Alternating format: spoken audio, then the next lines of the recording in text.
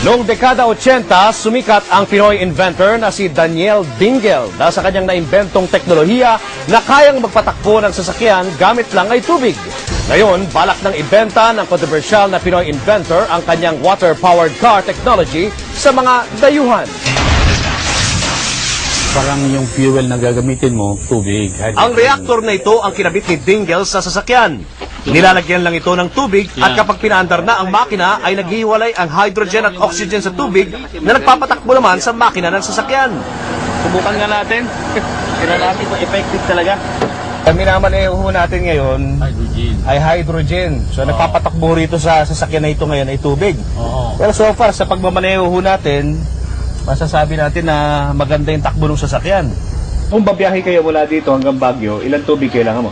Kailangan mo lang yung mga 4 na litro. Ang costing ito, kung malaman lang nila ako pagdating ng araw kung totoo. So, na ito, may 300 ka, 500 pesos ka, meron ka ng tubig. Marami naging interesado sa kanyang imbensyon, kabilang na si dating Pangulong Cory Aquino. In 5 days or 1 week, sabi niya, mag-uusap na tayo. Ba't pumunta ka muna sa Central Bank? Sabi niya yung mga isang kwan doon, mataas na. Hindi pwede, sabi niya na kwan dito kasi our country is under obligation by the IMF and the World Bank not to produce anything that will compete the product. The reason behind it, sabi niya sa akin is, yung revenue ng gobyerno natin sa oil tax sa lahat, sabi niya, nagpupunta sa interest lang ng utang natin, kulang pa ibabayad. This technology is going. Ilang mga kritiko na rin ang nagbansag na peke ang kanyang imbensyon. Ang sinasabi nila, sira ulo daw kayo. Of course, sira ho. Kung hindi sira, hindi ka makagawa ng ganyan. So, these things are crazy. You need a crazy person to solve a crazy problem.